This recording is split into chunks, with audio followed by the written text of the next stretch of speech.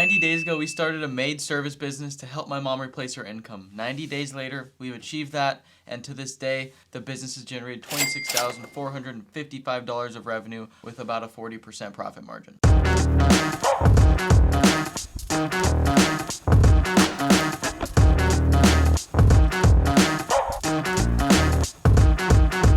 In this video, I'm going to talk about how exactly we did that and a step-by-step guide on how you can replicate that for yourself.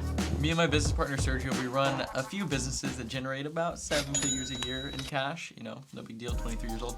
But that's aside the fact, I'm going to walk you through exactly how to replicate this business model so you can create the financial freedom and cash flow for yourself that you need. So the basic premise of the business model, and this can be applied to pretty much any home service, we stick with stuff that isn't licensed because it's a lot easier to operate in, a lot easier to find subs for, whereas you get into more specialized trades like plumbing or HVAC, you've got to go through multiple years of schooling just to get the license, or find a paper contractor that's going to do it for you, which is really hard and really risky, so don't recommend. The main businesses we focus on are window cleaning and house cleaning, but like I said, this can be done in junk removal, landscaping, pool cleaning, mobile detailing, windshield repair, you name it, it can be done. So you get the gist. Let's get into it. The step-by-step guide on how you can replicate this. Step 1, you're gonna pick a niche. You can use any of the ones I just listed. For this video, we're gonna focus on house cleaning because we're talking about what we did in marrying a mop. Step 1, we signed up for all business directories. So what are those? We focus on Facebook pages, so your free Facebook page, free Yelp page, and free Google My Business page. Those are gonna be there so they're ready to go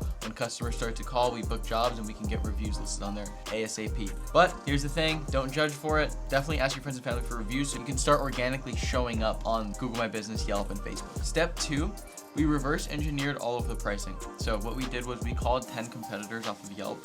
8 of them didn't even answer their phone, so you're gonna realize that when you do your market research. But we called 10, 8 didn't answer. The only 2 that answered, I think, were big franchises, and so we ended up just reverse engineering their pricing. So what we did was we called them and said, hey, we want a quote for a 1,700 square foot, 3-bedroom, 2-bathroom house. That's the size of our house. So we got different pricing, some priced by the hour, some priced by the square foot. And so what we decided to go with was we decided to price by square foot. So we took their pricing, we said, okay, this is about what they charge per hour, per technician, or per subcontractor, whatever you want to call them. And we kind of picked what we wanted our subs to make. So we found that our competitors were charging anywhere around 40 to 45 an hour. We always want to charge the highest prices, so we just said we're going to charge 50. And what do you know? We started getting away with it. But we'll get into that later. We said 50 because we wanted our subs to make around $25 an hour. To make $25 an hour for cleaning houses is absolutely bonkers, and most people would enjoy that because they're not used to making that much money cleaning houses, and it's very possible. So we put all our pricing in a spreadsheet, made it really easy for my mom to go in there and quote jobs right over the phone, and so that was all set up for her. Step 3, we got a really nice looking website.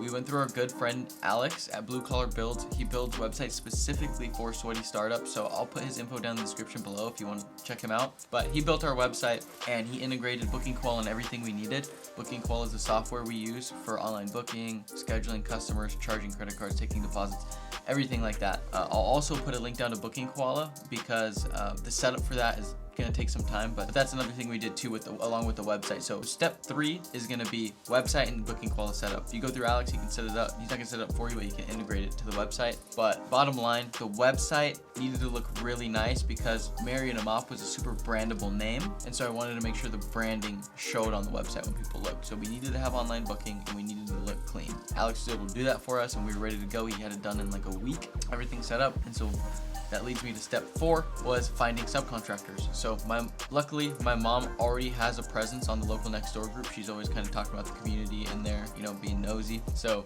if you're watching this, mom, don't take that the wrong way. So we had some leverage there. She was able to go in and find a bunch of subs. All she would do was post, hey, I need good professional cleaning girls that need more work. Call me. She would put her number on there and her phone would start ringing.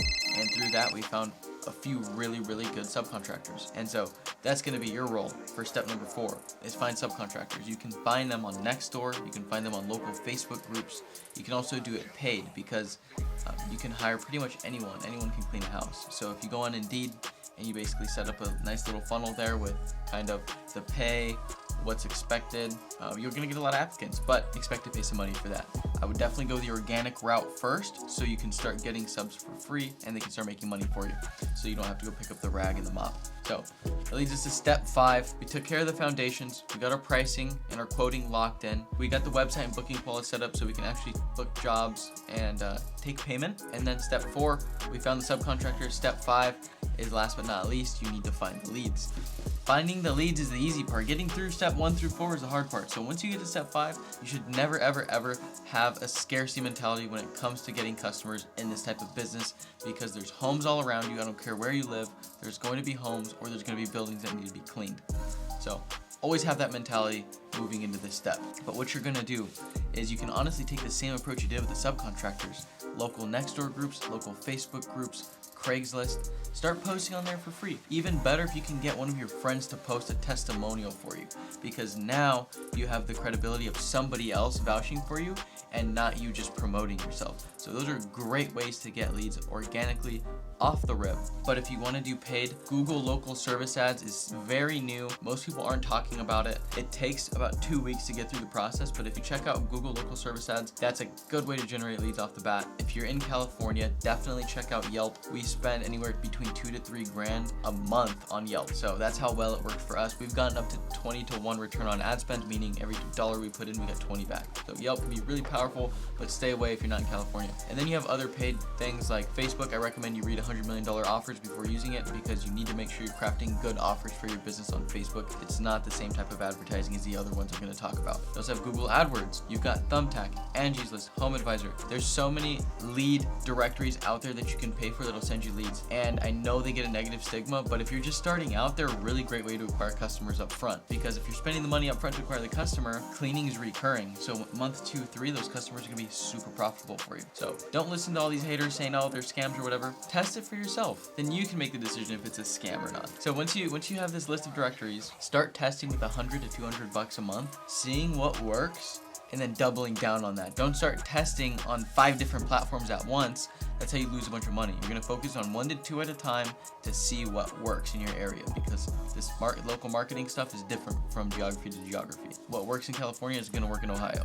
That's the gist of it. Your marketing is gonna drive you leads. You're gonna pick up the phone, you're gonna book the jobs, and you're gonna send the subcontractors to do the job, and then you're gonna charge the card and collect your money. You're gonna pay your subcontractor 50 to 60% of the job, and you're gonna keep the rest. At scale, you can expect anywhere between 20 to 35% net margins on a business like this. If you made it this far, hit the notification bell, subscribe, drop a comment with any questions or videos you guys want to see in the future. And if you follow this guide, I promise you'll be making money in no time. You just gotta do the work. We'll see you in the next one. Peace.